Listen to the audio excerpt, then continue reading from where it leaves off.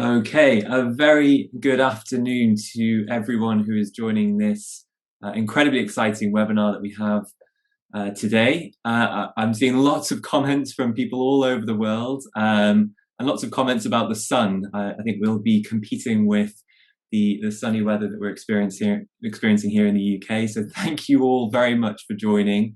I hope some of you are outside with a cup of tea. And ready for this really, really important topic that we are discussing today, challenging the purpose of assessment and looking at the role of formative assessment in terms of learning within schools and education. So a very warm welcome. We have registrants from over 65 countries here today. So lots of you will be on different time zones. So thank you again for taking the time out of your day today. We have two really exciting speakers, educational leaders who are going to be talking and unpicking this incredibly challenging topic. And I'm very, very pleased to introduce the first speaker today, Priya Lakhani, who is the founder and chief executive officer of SentryTech, which is an AI educational technology company based out of London. And Priya is going to unpick the role of assessment, and particularly the role of formative assessment in schools and around the world. So without further ado, I'm very happy to hand over to Priya, who will kick us off with her presentation. Priya, over to you. Thank you, Charles. I just have to tell you, my dog has just started barking. We're all working from home, and I think we have an Amazon Prime delivery outside, so I apologise for the interruption.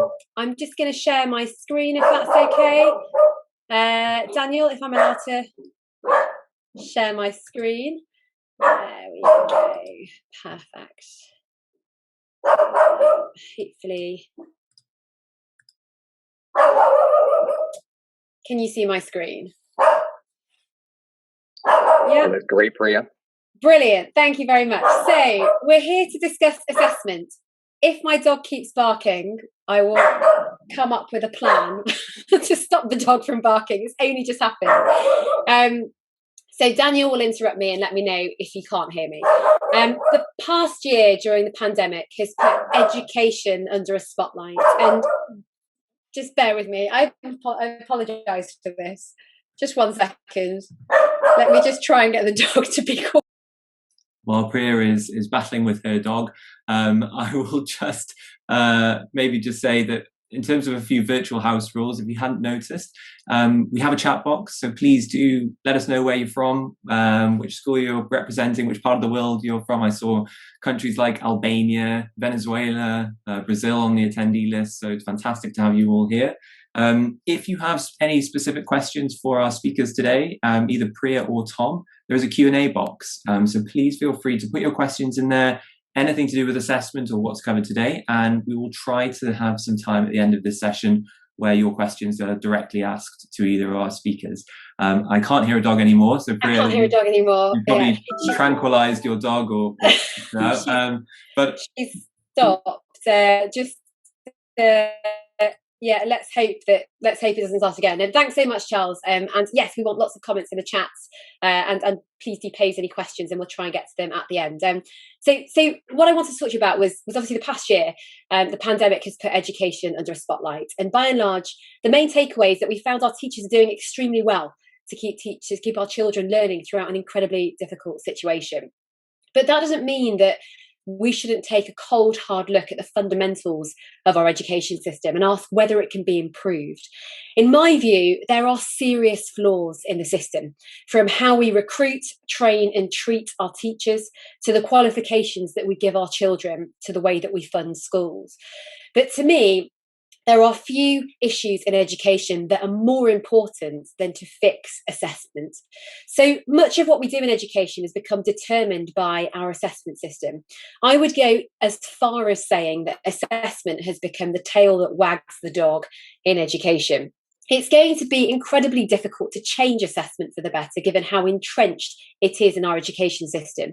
But if we do manage to move to a better assessment system, not only will we be able to improve the way in which we test, in which we analyse how pupils are doing, but it will have knock-on improvements on everything from teacher well-being to qualifications to teacher recruitment and to the process of learning itself. There's a fairly well-known quote that I want to share with you that I think applies perfectly to our approach to assessment. It's from William Bruce Cameron, and it says, as you can see on the screen, that not everything that can be counted counts, and not everything that counts can be counted. We're currently counting a lot of things that we probably shouldn't be, while simultaneously excluding a whole lot of really important things about a child's development and progress. On top of that, we're even doing assessment in a way that is highly inefficient, and it often fails to incorporate technology and data that's already available to our schools today. But before we get into the details, we first have to ask ourselves, what is assessment and why do we do it?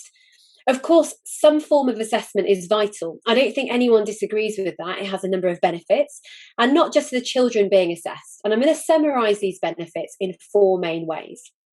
Firstly, assessment helps teachers to inform their teaching by shining a light on their pupils' progress.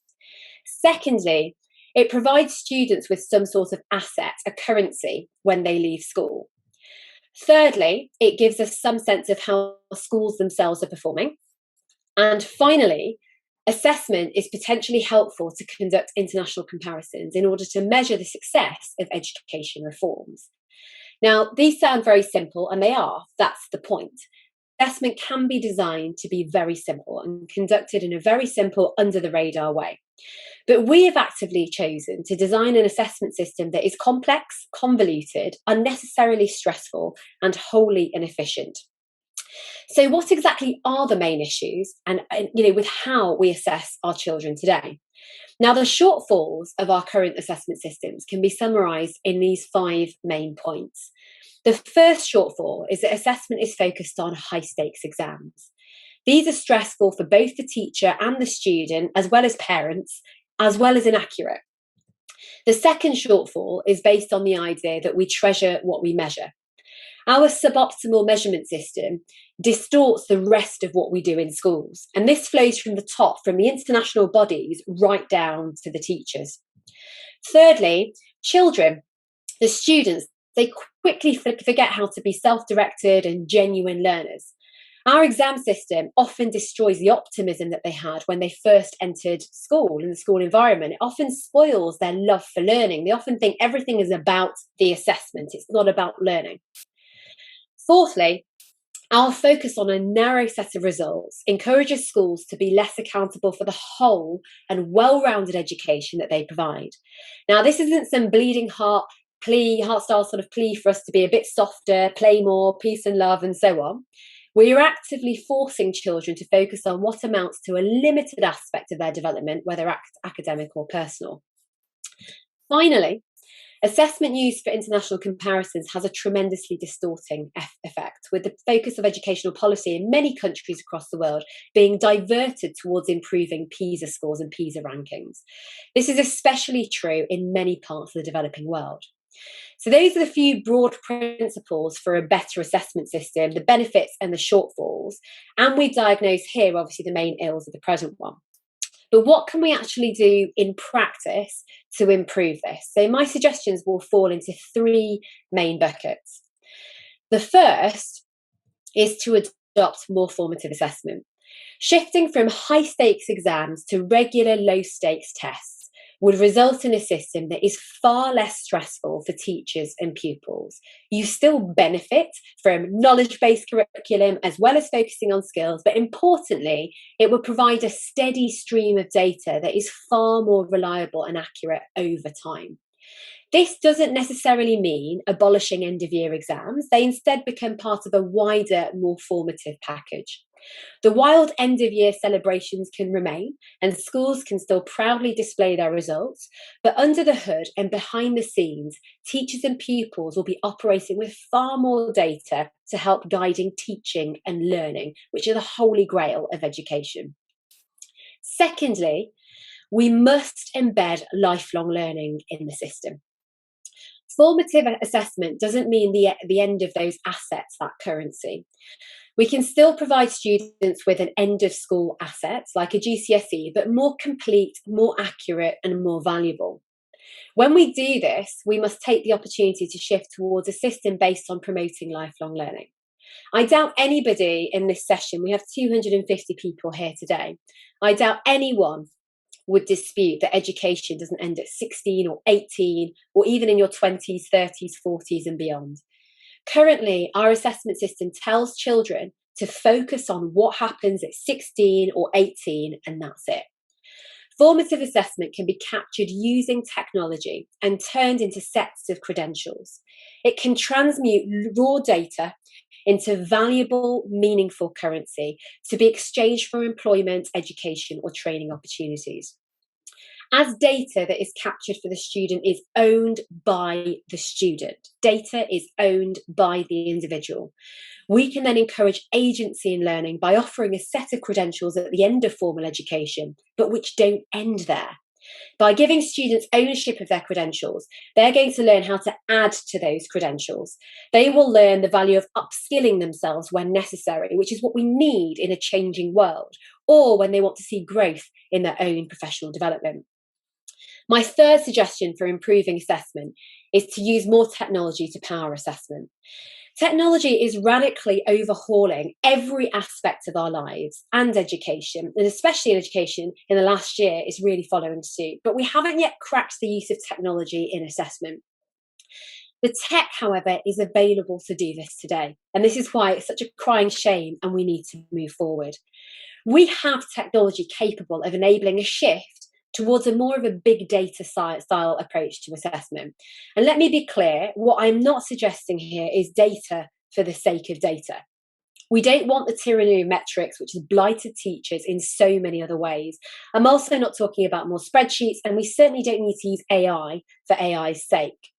I'm talking about using advances in AI-based learning and assessment that know each student's detailed learning profile. What have they struggled with? What have they excelled with? Where have they put in the effort? Where have they persevered? Where haven't they persevered? I'm talking about technology that tells you why a student is struggling, not just if they are struggling.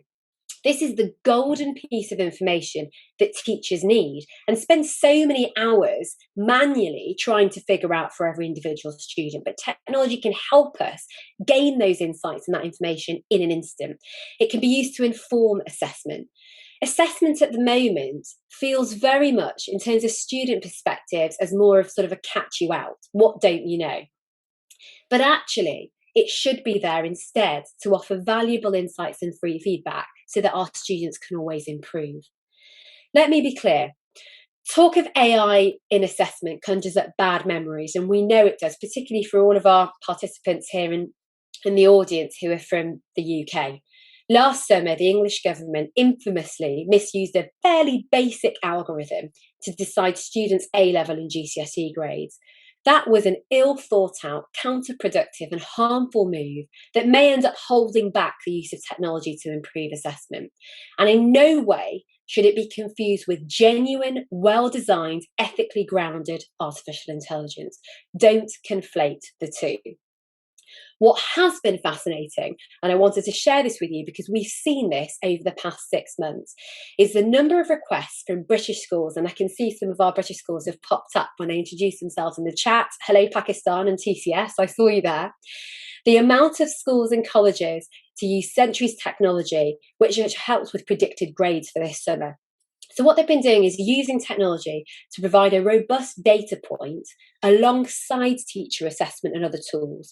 So then when a teacher presents grades to students, they have both their qualitative data and their quantitative data to rely upon. It makes it far more robust. You're bringing you're trying to make things as objective as possible. And I'm really encouraged to hear that schools are already moving in that direction, because those that use this sort of technology and see the value in it across the board benefit as a result. Ministries of education, particularly in smaller countries, see technology as the future of assessment. The pandemic has provided the opportunity for a rethink of assessment, as well as for the whole of the UK too. And I think that technology will play an increasingly important role in these shores. Now, moving on as to how we can improve assessment practically, let me briefly touch on another reason why we've got to improve assessment before I pass it over to Charles and Tom.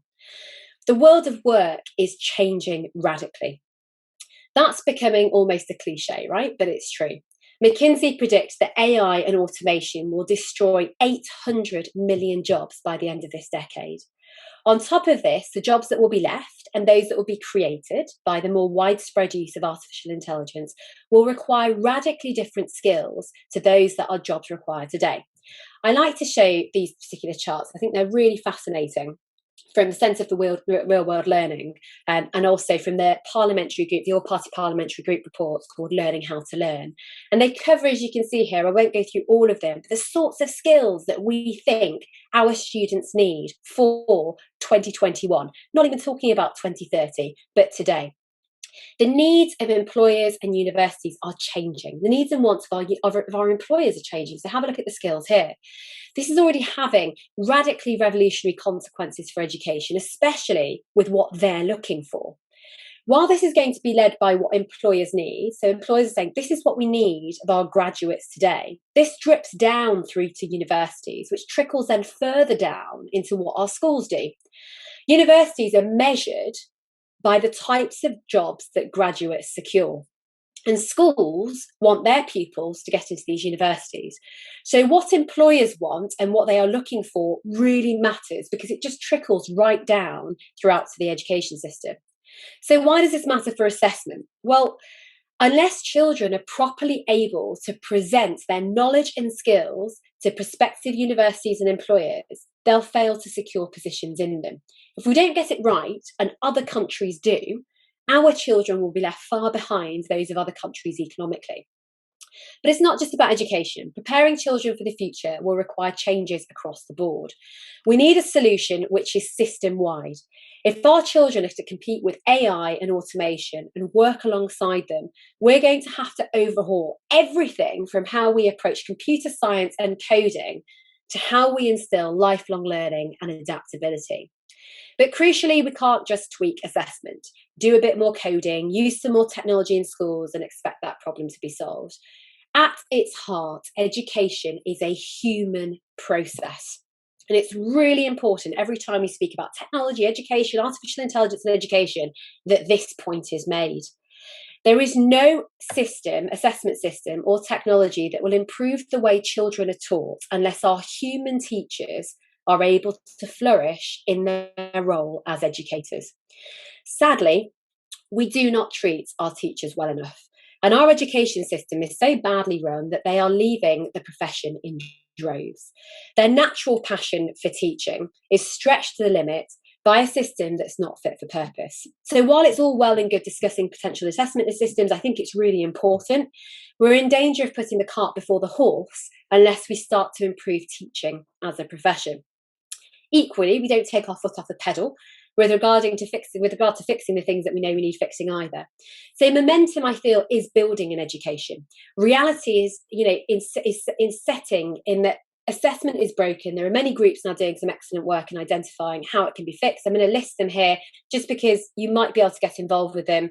I know that, for example, the group Rethinking Assessment. It's rethinkingassessment.com. It's led by a group including Peter Hyman of School 21 and Alistair McConville of BDELS. There's many people in that group. They're working on ideas and solutions to improve the current assessment system. And I'm excited to see their work develop and hopefully be implemented. The Times also recently announced a couple of weeks ago they've created a special commission led by people like Sir Anthony Seldon to explore how the general education and assessment system can be reformed to meet the demands of the future. But as I just mentioned now, the solution must involve a wider look at the entire education system. Assessment doesn't exist in a vacuum. Education is not about just assessment. Assessment is simply a tool that can help learning. At the moment, it doesn't, but it can and it should be. The system's got to be agile enough to allow schools and teachers to react to a rapidly changing environment. At present, the way our curricula, our examination systems, and our accountability frameworks are designed, they actually just end up burdening our schools and teachers. Their ability to adequately prepare children from the future is hamstrung. So tweaking assessment in silo won't produce the results we might expect, although we've got to start work in all of these areas. So if there's one change that could spur on all of the others, reform assessment to adopt more formative assessment, I would power that by technology. It's available. End high stakes assessment. It will give children more accurate, useful and powerful credentials. It will help to end the distortive effect of our present assessment system. But most importantly, it will liberalise our teachers and schools to nurture children into lifelong learners ready to meet the incredible challenges of the coming decades with confidence. Thank you very much for listening. That was a bit of context on assessment in education, and I apologise for the dog barking in the background, excited by the Amazon delivery person, but over and back to Charles. Thank you. Wonderful. Thank you. Thank you very much, Priya, for that very high level and passionate introduction to the way that you view assessment and the way you think that we should be moving. I just wonder if I can maybe, we've had lots of questions and lots of people commenting as we've gone through. I just maybe ask you a sort of follow-up question. We've got Lisa who's asking or explaining that she's very interested in a continuous approach to assessment, both component and composite, and what that actually might look like in day-to-day teaching. So I just wonder if you could comment on that and maybe give some insight as to what that could look like. Yeah, so, well, I think, actually, I don't want to steal Tom's thunder. I mean, I don't know exactly what Tom's going to talk about, but in the tech test, I did get a sneak peek at his slides, and actually, I think that I've given much more of an overview. I think formative assessment and what it can look like is actually, it's really exciting. I think teachers do this. They do this every day. Teachers offer these little sort of, mini tests all the time. It's just it's great what they do, but the problem is that how much time does it take them to do it with very few tools? And if we need to do it more often, if you look at John Hattie's work, if you're interested in particularly in formative assessment and its effects, and how powerful the right data is in the right hands, so the right data in the hands of teachers from formative assessment. It's more, how could we empower ourselves to do this more often without burdening and weighing down our teachers with creating a test, offering tests, marking tests, how to create the test, which is where I don't again want to steal his thunder, but I think Tom Sherrington is the person globally to help you in your schools form how to create these tests. Because tests, you can ask questions and people think about formative assessment, but you need to ensure you're covering the basis of what that actually is testing, what you're actually learning from the child in terms of their knowledge and how to apply their skills. But for me, it's very much, let's arm our teachers with the right tools and technologies to be able to deliver that, and then arm them with the insights afterwards. And once they've got the insights, that primary benefit of shining a light on the student's progress and attainment, it also will then move on to, let's use that technology to build that set of credentials. It's like a growing set of micro credentials, because that's where the world is going to go. I'd love to answer the question in a more detailed way, but I do think it's up to people like Tom, because at Century, what we've done is spent the last 8 years working with teachers and students across the globe. We've got a lot of experience doing that. I taught myself for a couple of years, so I have some understanding of in a sense how this works. But our job actually is to listen to the teachers and listen to the experts on the front line, and then be able to explain, okay, this is how this translates to how technology can help you. What's really important is to listen to the experts. And so it's a perfect question potentially to revisit after Tom's speech, because he's the man for this. I mean, he spent, I've seen, if you follow his social media, if you don't, you should, it's at TeacherHead. But there's all sorts of blogs on there and all sorts of posts that we often see which actually help us, and help educators distill this particular area. And it certainly answers into detail. How do you do formative assessment very well? Wonderful. Well, I did think that was a perfect bridge to introduce our next speaker. And just to remind everyone, before I do introduce Tom, there is a Q&A box. Please keep the questions coming, and we'll try to address them throughout the session or towards the end. But it is now my great pleasure to introduce Tom Sherrington, otherwise known as TeacherHead. For those of you who don't know him, I'm sure there are very few who don't know him. And Tom is the co-author of WalkThrus, which is a book that you can buy on Amazon. And I actually think that, Tom, as way of introduction, perhaps could you just tell us a little bit about what inspired you to write WalkThrus, and who exactly is this aimed for? What type of person could buy and benefit from WalkThrus? But over to you, Tom. Well, thanks very much for the introduction, and yeah, really interesting listening to Priya talking about the big picture for assessment. Yeah, I mean, Teaching WalkThrus is a book I've written with my colleague Oliver Caviglioli, which is it's sort of subtitled "A Guide for Instructional Coaching," and it covers some key strategies that most teachers use in their teaching, defined in 5 steps through visual guides.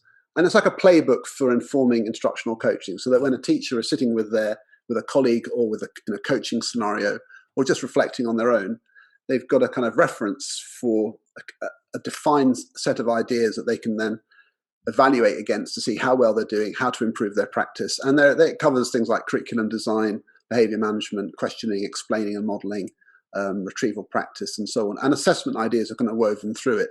And it's gone down incredibly well. So we have about 1,000 schools now have sort of joined us with some materials that go with it, including 26 countries now. So it's a growing phenomenon. And we just released the 2nd volume just recently. So we're quite excited about that. But the main reason was that teachers often have a sort of a debate about the things they're trying to implement in their classrooms.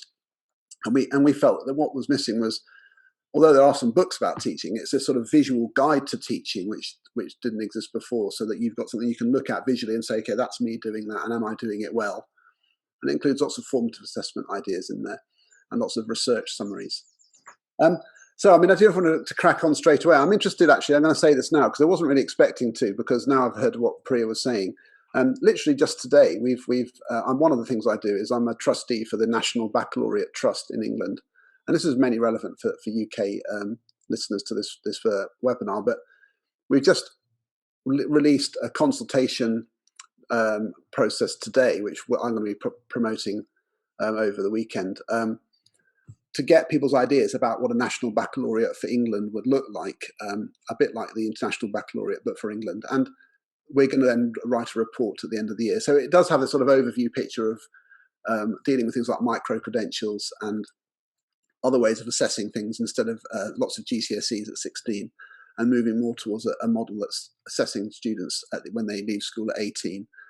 But I won't say too much more about that. So shall I share my slides now, Charles? Brilliant. Yeah, I mean, thanks for that, Tom. And yeah, over to you. And we're all very much looking forward to this presentation. So okay. So are you seeing my slides here? Is that working? Looks great. Yeah. Okay, so it says that's supposed to be the first bit. So we're talking about, how can assessment play a fundamental role in learning itself? And I think that's the main thing I've taken. So if there were no public exams, if there's no accountability system, you would still assess students, and they would still want to assess themselves, because assessment isn't for other people. It's part of the learning process, and that's such an important thing to remember. So my main message, and I'll say this is all up front here, so that hopefully I'll tackle this during what I say. But an effective assessment system, I think, should do this. It should reinforce our idea of standards, because standards matter. We need to know about quality, and that matters in terms of, say, quality of writing or how difficult the math problems are we're doing. And I think standards are not controversial. They become controversial when they have high stakes, and it means that your doors are closed to you if you don't meet them. But in terms of our understanding of how well we're doing in a learning process, standards are an inherent part of that. Assessment systems should provide feedback to students, which helps them improve. So to help them answer the questions that they should be asking themselves. How did I do? Am I right? Have I explained it well? Is it excellent? Can I improve? So those are the sorts of questions you want students to be asking all the time, and perhaps in a summative way at the end. And finally, they should be developing students' agency. Students need to have the capacity to direct themselves towards learning goals. And if assessment inhibits that or demotivates them or doesn't provide them the guidance about where to go next, it's not going to help them. Whereas if it does provide them with the guidance, keeps them focused, motivates them, increases the level of challenge and gives them actionable feedback, then it's really going to help them. And, to reference the Century learning products, that the AI, if AI is going to be any good in education, it will be doing those things. And that's obviously what the design of systems is trying to do. And some of those things are easy to do when you're talking to one student and hard to do when you're trying to teach 30 children all at once. So I've shared in the previous webinar that around with Charles, this slide here where we talk about the purpose of assessment. So the main thing is not about reporting. It's not about reporting up. It's about looping back into the teaching and learning process. And I did share this idea previously. This is one of my favorite challenges to senior leaders in schools, this thought experiment. Does it really matter that you've got a whole pile of data on a system that's shared on the server? Really, if the school's on fire, are you going to run and quickly download the data because your life will be over? Well, probably not. You're going to manage okay, because the students won't, if they don't already know how well they're doing, then the data hasn't served its purpose anyway. So it's not like data doesn't matter at all. It's just that it has to be kept in perspective. And what we're really trying to do is help students understand their own learning and their own as a sense of themselves, if testing is going to have an effect on the learning process. So to refer to the cognitive science model that I use all the time in my work, part of the schema you're forming for a set of ideas is a sense of quality and a self-knowledge of what else there is to know. So, for example, I was playing the guitar earlier today, and I have a sense of a kind of process that I'm trying to undertake, and I have a quality aspect of that, which is it good? Does it sound right? Does it sound good? Is it interesting? What am I trying to do when I'm playing the guitar? I'm trying to get better at it, but in what sense? So I have a kind of sense of myself as a guitarist, which measures the quality aspect of it. And that is informed by hearing what other people can play and so on. I also have a sense of myself as a linguist in French, which is kind of, I know how much I don't know in French. Well, I don't even know, but I'm aware of my limitations, and that motivates me to try to address that with some intentionality. I could select things that are more useful for me to do than others in my goal to try to speak French, because I have an awareness of my own capacity in that. And that's part of learning. So part of learning is a sense of self, and that's something we can encourage students to do, rather than it feeling all sort of totally mysterious, like a black box of not knowing how well you're doing. It's like when you throw the you throw the javelin. You don't throw it and sort of just walk away. You want to know how far it went, because that tells you whether or not you did it well, and that's such an important thing. So when we're working out how well we're doing, are we sort of triangulating?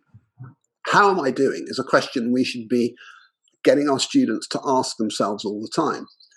And there are three different ways. So one way is, can I explain it well enough? In other words, just in the terms of their discourse, their discussion, their interaction, can I explain it well enough? That doesn't mean can I explain it. For me, that's not a satisfactory question, because there's always another level of depth, and that's an important idea in itself. So can I explain it well enough for the situation I'm in, given the context I'm in, for the purposes of what I'm doing now? And then I need to have a sense of that. And that allows me to contribute to discussions about ideas. Is my work good is a very basic idea. So in other words, never mind, just the products that I make, the things that I do, what's the value of it? Is it a good piece of writing? How would I know that? Is it a good piece of art? How would I know that? Is my maths book a good maths book? Or what does that even mean? And because we'd have to know if we're going to do something about it and improve. And finally, of course, when I do test myself, when I sort of see whether I can do something in some sort of, even if it's a low stakes thing, it's still, there are some stakes, where it kind of matters a little bit whether or not I've done well. How well did I do? This is like the javelin throw. So these are the sorts of things that assessment needs to be able to answering, regardless of the purposes that we put this to. This is just how we inform our sense of progress through a set of knowledge. And assessment needs to help students do those things. And it's all part of this journey that we're on. We're aiming for ambitious goals, but in order to reach ambitious goals, it's just a set of steps towards it. And ideally, those steps are small enough for us to achieve. So we've got lots of micro achievements on the way to something much bigger. But those steps need to mean something in the language of the subject. And there's something I stress over and over again. They don't normally mean anything in the language of grades, percentages, and scores in themselves. They have to mean something in terms of what words should I use instead when I'm writing? What maths operations should I be doing instead? What art skills should I be trying to develop instead or better to do better? So ultimately, however we assess, it has to translate into something meaningful in the language of the subject if the students are going to be able to act on that and improve. One of my favourite things to use is the analogy of skateboarding. Because when you go to a skate park, you see a group of teenagers who are just having the best time. And they're a self-selected group of skateboarders. They are the people who want to go skateboarding. So that's an important caveat right from the off.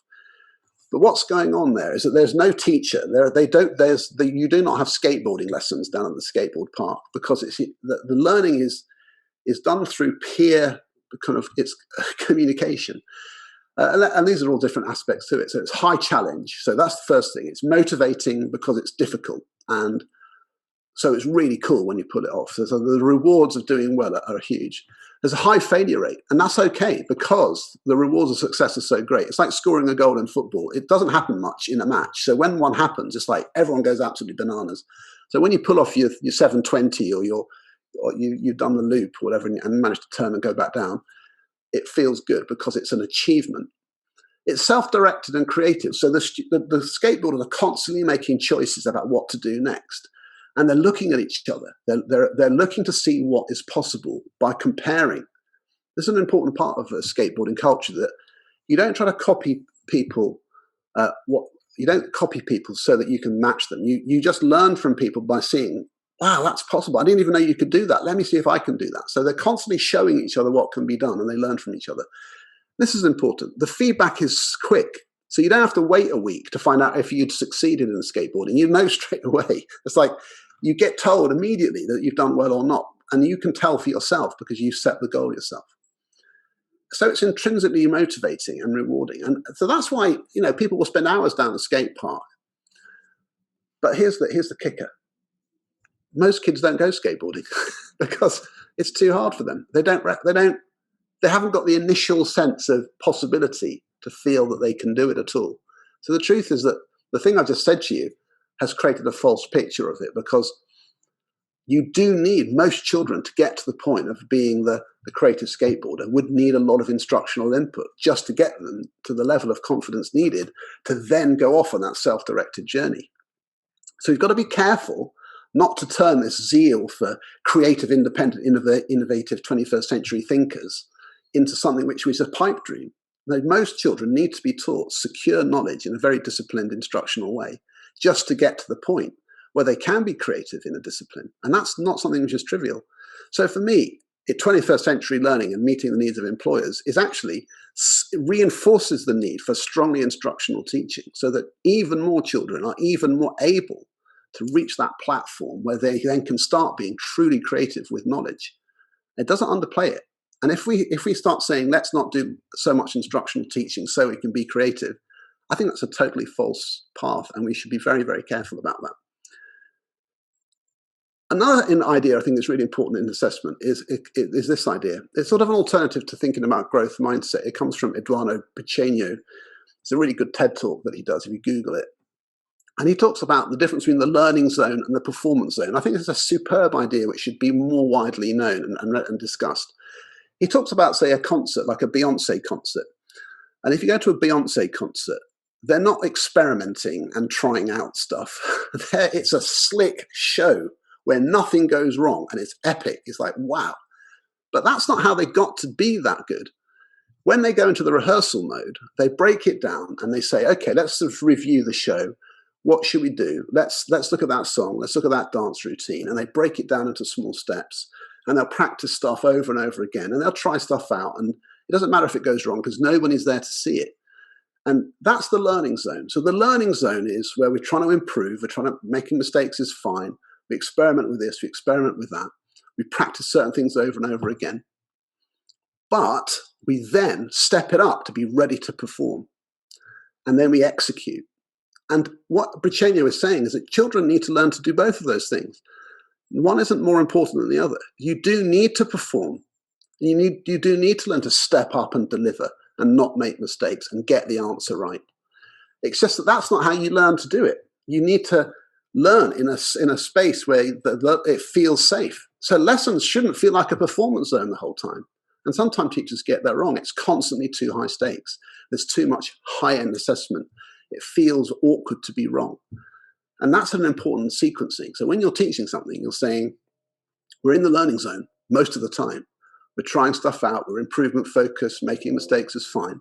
But now, let's notch it up. Now do it on your own. Now do it by yourself. Now get it right. Now explain it properly. And that has to happen. And sequencing that in a learning play thing is really important. And then the students can say, while they're in the learning zone, they're finding out how well they're doing. And then they really only know how good they can be possibly when there's a bit more pressure. And I think that's important to recognize that effect. It's a bit like when you have to perform like what I'm doing now. I'm trying to do it well. You might have a view of how well I'm doing it, but this is a performance for me. I'm talking to 254 people, and it's not something I'm sort of just going to throw away and be casual about, but I've learned to do it over time. And I do think that's important. So in the future, whatever the jobs people have to do, they will need to learn to perform and be excellent, but they will also need to recognize the value of the formative process. So for me, Briceño is really on the money with that, and it's something which I think we should think about more. So let's talk about some of the sort of difficult the issues within assessment. So one of the things I think is so interesting is this idea of quality. How do I know if it's a good painting? Well, it's usually by comparison and standards, and we do need to spend a lot of time showing children what standards are so they can learn whether they've reached them or not. So with skateboarding, it's kind of set by the community of skateboarders. They define what standards are through kind of what's possible, and it's constantly developing as years go by. And that's a sort of community of practice which has established that this is what good skateboarding is. In art, that's also true. I mean, it could be, there could be a world where humans were way worse at art than they are, and we'd have a different set of standards because we weren't as good at it as we are. But actually, our standard is what it is, and we see it by comparing. And we do have a value system which says this is good art and this is not so sophisticated. And we could debate it, but there is a kind of agreement about quality, and there's also debate about quality. So we need to engage children in the discussion about what counts, and also teaching them there are different perspectives. If you've ever watched the famous Austin Butterfly video, which if you haven't, then you should, because it's a kind of really important kind of, it's such a classic kind of thing to look at. It's 6.5 minutes of your life you kind of need to devote to it. And it leads to various discussions such as, what does excellence look like? Austin started off making this butterfly when he was drawing the butterfly in the photo, but he ended up drawing the last one. The same student, a few lessons later, produced a much higher standard. And so there's so much going on there. He didn't really know what was possible. He didn't quite know that he could do it, but through lots of guidance, he ended up drawing that butterfly. But he did it with lots of guidance. So there's a debate to be had about whether Austin has actually reached a standard of drawing, because he didn't do it independently. He did it with tons of help. And we need to consider that. What do we value more? Does it and really, what we really value is what children can do by themselves. So as a true assessment of Austin's capability, that butterfly isn't really a true representation. He'd have to sort of later do another drawing on his own, and then that would be a much stronger representation of what he can do from generating it in himself. And really that's what we should be doing with assessment, is always having that in mind, that the goal is self-directed learning and students being aware of what they can do. So we need to have we have to have the sense of a ladder of difficulty. Obviously, some things are harder than others, so there's an inherent conceptual challenge, different levels of complexity just in terms of concepts. There's the level of support. So can I do it with help? Now can I do it on my own? there's a number of interacting elements. So, for example, questions where there are multiple stages or different types of knowledge being synthesized into one thing. There's the idea of recency. So I've just been shown how to do it, I can do it. But give me a month, can I still do it? Can I do it after time has passed? And then without prompting, so without being asked to do something, can I spontaneously use knowledge that I've learned before without being reminded to use that knowledge? All these things add to difficulty, and a good system of assessment varies the parameters here to challenge students to within a knowledge set. So let me give you an example. So here's some maths problems, and they're about angles. Now, the difficulty is that there's an inherent level of difficulty in terms of the sorts of angles, questions that they are just on their own. And also, it depends how recently we taught this material. So this could be something we did last year. So we've taken away the recency. We also haven't said that it's queued. So, but it's so obvious that they're all angles questions. So we're probably going to be activating our schema. But interestingly here, there's also a motivational aspect, because this is a goal, a target seating thing where we start to finish. So there's a motivational aspect to this type of problem where if we get the answer right, it takes us to the next question and it follows through. So when you look at the answers, actually this is the answer. It makes us keep walking the path until we reach the end. And so it's the nature of the problem has built in a motivational pathway which keeps us studying. And that's quite a clever device. So you've got lots of things going on there which help the student keep focusing, keep practicing. And again, depending on what they learned before, you've got different levels of difficulty. This is another sort of example from maths, which comes from Craig Barton. Craig Barton's a brilliant maths educator based in England. And he has this great website called SSDD, which means same surface structure, different deep structure. So the questions look the same, but they're all about something different. And here we've taken away Q completely. So when you try to set about answering these questions, the question, can I do it? Well, it depends, doesn't it? So this one, you have to actually, the thing you ask yourself is, what is the question? That's the first thing you ask. What's the question? What the question here is about the area, and you need to know half base times height. This one is perimeter, and we're told one of the sides isn't told, but we need to know it's isosceles triangle. So this is 3a plus 1, because that's 3a plus 1, and it becomes an algebra problem. This one is about, this is to do with using the fact that this is the angle rule. So if that's 23, that's 23. That's the angles on a triangle. And this one involves Pythagoras, because I'm going to need to know the area, but I don't know the height unless I solve it. So there's so much in there, isn't there? But the difficulty there is implicit in the way that the question is set. And so that's a great sort of assessment tool where it's making a student think about what they know, and it's not cued. So designing assessments does require a lot of thinking, so that we're removing different levels of support, we're removing cue or removing recency, and we're adding complexity so that the same subject material is explored in different ways, and therefore students are learning to study it at different levels of depth. There are lots more examples of the sorts of things that students might learn. But if I to come back to this question here, is we then need to make sure that it can provide them as feedback. Now, one of my bits of work which I've written up is part of the WalkThrus materials. If you ever see these hexagons, that's a kind of a WalkThrus meme. It's a kind of these linked to all the different strategies. There's a whole set of assessment walkthroughs to do with feedback. And our view is that feedback that's best is an action. It tells me something I can do. And here's just a quick summary, Tom, you've got. Is it about redrafting something? Is it about rehearsing and repeating something so we can just get more fluent with it? Is it about responding to doing more questions of a certain type in order to sort of nail that difficult thing that I'm doing? Is it about just literally relearning things so that I can explain things more fluently than I could last time? Or is it about going to research and record more ideas and so on? So these are all actions. So the question is, in terms of this, does an assessment system allow a student to find out for themselves what to do next to improve? Like, can I explain it well enough? How do they know that?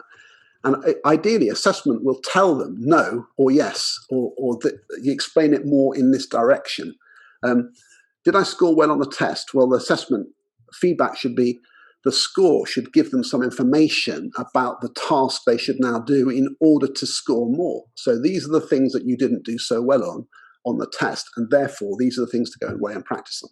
Is my work good? So quality, the feedback system should tell them where their work stands in terms of some definable sense of what quality is, and give them some focused practice to do, which then helps them improve the quality. So feedback needs to lead back into this process of self-knowledge, and so we need to design feedback which does that. So one of the things I find it really object to is this: can-do statements do not do anything useful in education. So if you use this in your school, I'm on a mission to destroy this idea, because it doesn't help. I can use the past tense, means nothing, because it depends on the context in which that knowledge is being used. I'll give you an example from languages. So from maths, I can look at fractions. So here's a fractions question. It's visual and there's numbers. What you have to write greater than, less than, or equal to. But because it's so visual, it's easy to do without the numbers at all. So in fact, this is so easy that the numbers are almost pointless. That you just it's like it's so scaffolded that so this is a poor question, because if someone to say I can use greater than or equal to in relation to fractions, that doesn't really test it that well if you're looking for numbers, because it's just a visual comparison. This is a much more like it. Can I put these fractions in order? And then the answers, you can give students simple questions and answers. They can see if they got it right. And if they got it wrong, then they can go back to problem solve to see where they got it wrong and try to resolve the issues. But then you have to apply the knowledge. So here's a question where you have to apply the knowledge of fractions to look at missing numbers and so on. So the problem solving approach is another level of depth. So knowing how to scaffold up levels of challenge so that students are always going deeper is such an important assessment skill. And then the students can say, right, I can do that, so now I need to be able to do this. But it's never ever finished. Things like multiple choice questions are fantastic. Which is accurate French. And if you design multiple choice questions well, the wrong answer tells you about the thing to work on. So the answer to this one is D. But also, if you thought it was C or B, it would tell you something about a bit of your knowledge that you're not sure on. It would help you and help your teacher think about the sorts of issues that you've got. So multiple choice questions are brilliant if they're designed well to be diagnostic as well as just telling you if you did right or wrong. A couple of final examples. Here's one of my favorite ones. And this comes to what Priya was saying about the purposes of education. So we've got a motor. Now, one of the things could be, can I make the motor work? Like it's a practical task. It could be a totally legitimate thing. Can I make my motor work? And then can I make it go faster and turn a different direction? And if I can do those things practically, I've got some knowledge and understanding. Then I might also ask, can I use the maths of the formula to predict, to measure the forces and calculate some things? But that knowledge isn't necessarily better knowledge than can I make the motor work? You might have some mathsy students who can do the sums, who are clueless about actually making the motor work, and some the other way around. So both of these things have value in my book. So you need to decide in your curriculum what matters and give students a chance to do practical things. And then when you come to a sort of hard assessment like this in physics, if you deconstruct a hard question like this is all the stuff that students need to be able to know, and giving students the opportunity to work out what knowledge that they've got. Now, I think this is not a trivial thing. If I can answer that question, it means I can do all of those things. So it's an assessment which helps me self-diagnose the things I know and can do.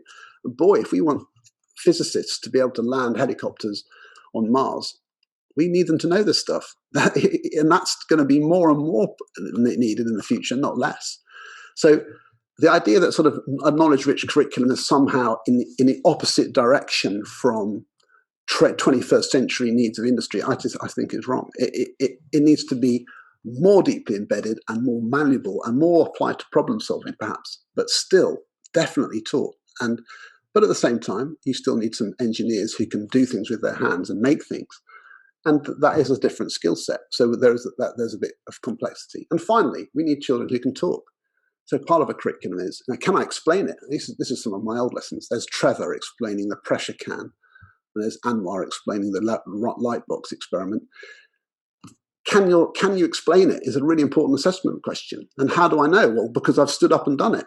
And can I explain it in front of an audience? Well, that's a whole other skill set. Some children never get the chance to do that in school. They never get the chance to speak and do stuff because the teachers are the ones always handling all the equipment or whatever. So there is another dimension to assessment, which is deciding what matters. And maybe you decide that standing up to explain something is really important, but you still have to have the knowledge in order to be able to do that, but as well as developing other skills like being able to speak. So it's not an either or, it's a kind of on top and as well as. So, I mean, I could say more about that, but I think I'll stop there. I hope that's been a useful kind of look.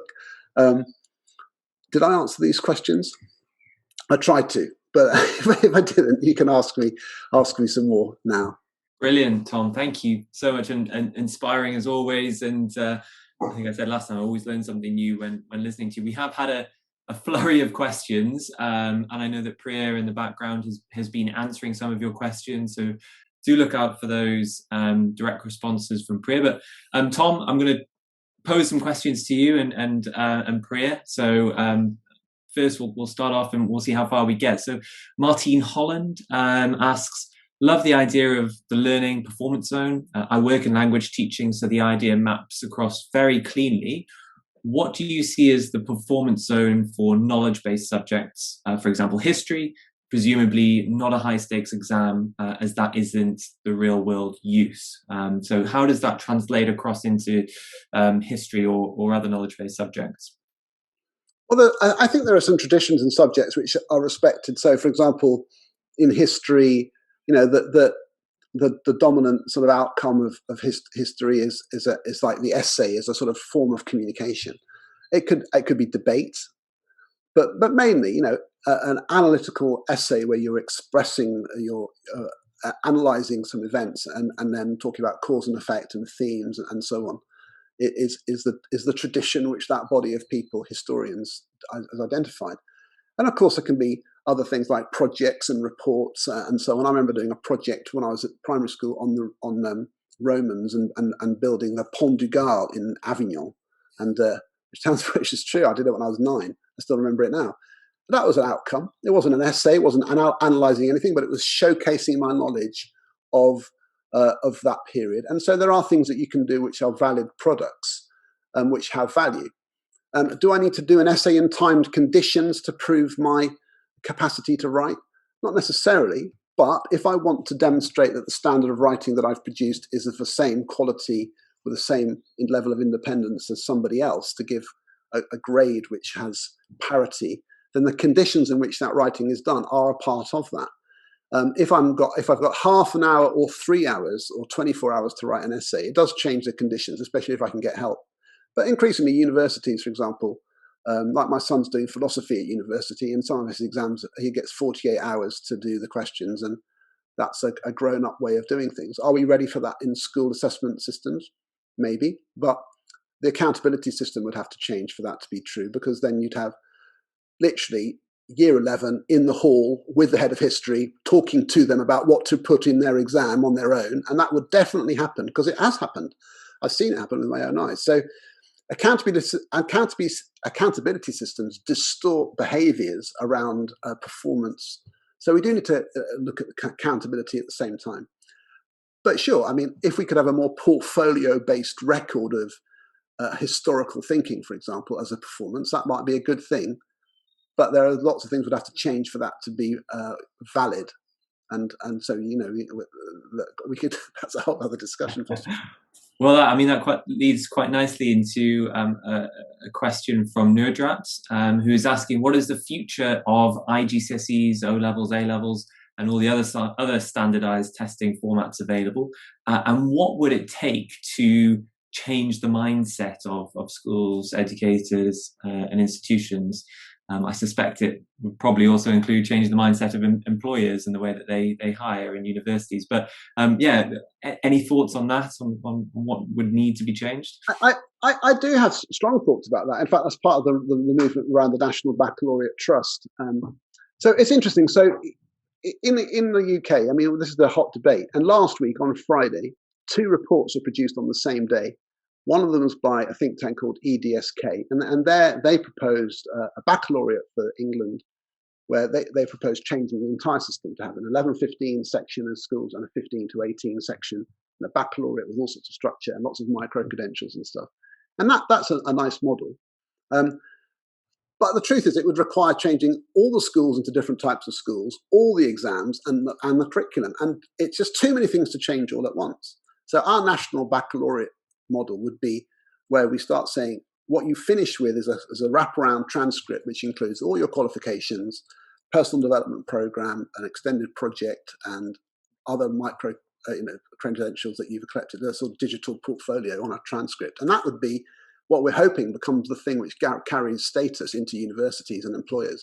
And when you start having that having value, people say, well, it doesn't really matter how many GCSEs you took along the way. And maybe we don't need to do so many, because we're just going to focus on the qualifications we do in the final years, and we can start breaking down the reliance on the GCSEs, and they just do fewer of them. And at the moment, so I think what we need to do is create the emphasis on what do we get at the end of school as the first step. And once everyone's saying, what do we finish with, then we can reach it in all sorts of different ways and stop having to have two levels of like massive, heavy assessment at 16 and another chunk at 18.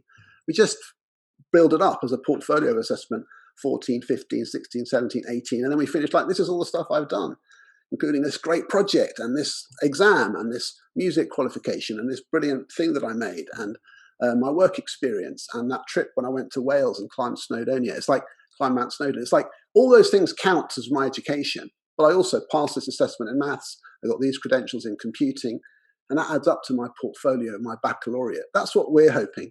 That'll take a few years to evolve though, but I do see that happening. And I just think that the GCSEs will just fade because people don't care about them anymore. Wonderful, and I know we have overrun, but Priya, I just wonder if given your position and as a tech leader, but also with your sort of work in government, what do you think needs to change in order to shift this mindset, in order to move away from this sort of standardized factory-based education system that we have? What mindset needs to shift? I think I could listen to Tom all day. I've just often thinking, gosh, and the detail is just, how lucky are we to have had him speak to us today? Look, I think that we can either try and shift the mindset proactively. I think, Tom, how many decades have you been hearing the same debate that I've been hearing? This is a problem. I think for 3 decades. Yeah, I think 30 decades, but I meant 3. I think this is the issue. I think the problem is that this is a bit like a stuck record sometimes, and many people in this participants here today will be thinking, but we've been talking about this. I think it's coming from educators. That's the thing, is we've got educators listening to us, and they've been talking. This isn't a fresh idea that's come from some technologist or entrepreneur or politician. Teachers have been talking about change for a very long time. So I actually don't think there'll be a shift in mindset first. I think what's going to happen is what we've seen in every sector in the world. Technology will change the system, and then you'll have the adoption curve. If you look at Roger Everett's adoption curve of the innovators, pioneers, early adopters, late majority, and then you've got the laggards who are kicking and screaming and never really want to change anything. What will happen is that Tom's vision will be realised. That is many people's mind too. There'll be a digital portfolio that will happen. It'll be like the kids' version of LinkedIn, and it will just take off, and people will go with it. And I think young people, particularly the students, they'll take to it first because that's just how they communicate. It's what they do. It's second nature. And then everyone else will just have to get on the train. And if they don't, it will just leave without them. And that is what happens with technology and change. You don't like it often. What we have to ensure is quality. You've got to ensure Tom Rogerson asked probably the most important question for me, I think, that I ask myself, is quality and standards, so that you have a level playing field. And we also have to ensure access. What we mustn't do is ensure, where technology takes off is where the disadvantaged end up without it, because then, you're going to decrease social mobility, which would be such a shame. So I'm only speaking here as CEO of Century, of course, but what I do know is that the government will then, and this is independent, not my opinion, but what will happen is there'll be this this real shift to catch up. So the more that we do at the moment, from what we've learned in the pandemic, to increase access, infrastructure, right, ensure kids have those laptops, right, not old ones that break, but laptops, really, really important. And then we'll see technology make the shift and everyone will just go along with the wave. That will be what happens within the next 5 years, mark my words. And if you're not going to get on that train, it will leave without you. Yeah, I think that's interesting. I do believe that, I don't know how long it will take, but I think a digital portfolio of some kind, the idea of a kind of a transcript online where, I'm applying for a job and you just give them your link and they look at you and you go, oh, wow, okay, look at what you've done. And it might include some assessments which are done on some platforms like yours, provided that you can verify that they were done by themselves. And I think there's a kind of formative aspect of, if I'm trying to get better at science and I'm using the Century platform, then I can use it. In fact, it's bloody hard. It's properly challenging. It's like it leads me along and it's responsive and it's excellent. But if I need to show that I reached a certain level to prove that I did better than someone else, then I need to prove that all the answers were mine and not belonging to someone else. But what I think could be richer in a sense is, we go through this like who's better than who's, when we look at standardized assessments, we look at the bell curve. It's always been a question of, well, who's a better performer than who in this way? What technology also allows us to do, though, is look beyond just how you're doing in literacy, numeracy, the sciences. We could, for example, have metacognitive skills. There'd be so much more because what we know that employers now want is they don't just want the assessment of your knowledge, right? They want how you apply it, your problems, that Centre for Real World Learning slide that I had on earlier. How can we show how our students are adaptable, creative, problem solvers, all these sorts of areas that to date have been quite difficult to measure. But, if there is a way we can use technology, a clever way, where we can measure these two, you end up with just that richer picture in a sense. And it's something that at Century we work really hard on and in developing. And, I'd be thrilled at some point in 2021 to be able to show this audience what we have. And I'd love to get Tom more involved in what we're doing while we're developing it. But that's the ultimate dream. And Tom, I think most importantly, I just wanted to actually ask you if you're okay with this. But, my view is that sort of assessment system will liberalise teachers because, my biggest issue at the moment when I talk about technology or hear people talking about technology is that this technology is this kind of magic bullet. It's not. It's not a silver bullet. It's a tool to aid teachers. What's your view on how we need to change life for teachers? I mean, you speak to teachers every single day. What's the big thing we need to do to try and increase the profile of the profession and make their life easier, in a sense, to be able to do their jobs? Give them a short question, one line, please. I think in terms of the relation to this debate about assessment, I do think that when you've got a technology tools which facilitate a learning process. So, for example, when people were in remote learning and you discovered that I could set questions on Google Forms and I can set the question and I can see all the answers at once, and it's just like, oh wow, what a gift. That makes my life easier. I don't even have to ask everybody one by one. I can just ask them all at once. I get all their answers and I can see what they thought. Wow, that's so great. But when I'm in a classroom, they're not all sitting there on their phones, and I can't now see all their answers instantly it's just harder. And so weirdly, there are some things in remote learning which are easier to do than in a classroom. So if a technology tool if I can sort of offload to, well, I know they're all going to go onto that system and then they'll get a really good response to how well they now know this topic, and the technology platform matches my curriculum goals. That's gold, isn't it? Then I can rely on that platform to deliver good feedback to the students one-to-one, which is much more complicated for me to do as a teacher. And that's brilliant. And I can focus on explaining stuff, use the tech to kind of assess them, how well they've done it, and then we can feed back into the teaching process. That's how I see it, like a symbiosis between the technology giving that individual feedback and the teacher then using the information from that to reframe the direction. That's the future for sure, no question. I need to give you a Century login. He's got one. Well, we have overrun massively, and people have stayed on. So I mean, it's been just so fascinating listening to you both, and this debate could continue. And there are so many questions that haven't been answered. So to all of you who did asked questions and would like them answered, we are going to record a session between Priya and Tom, and they will answer those questions directly, and then we will make that available to you in a follow-up. So you'll be able to have your questions answered.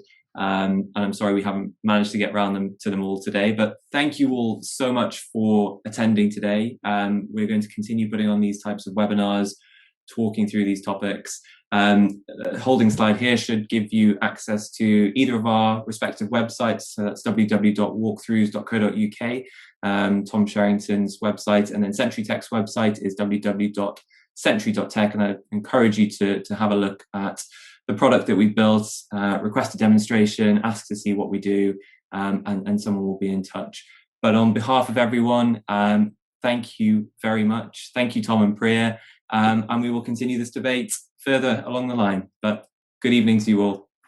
Thanks, everybody. Thank you, everyone.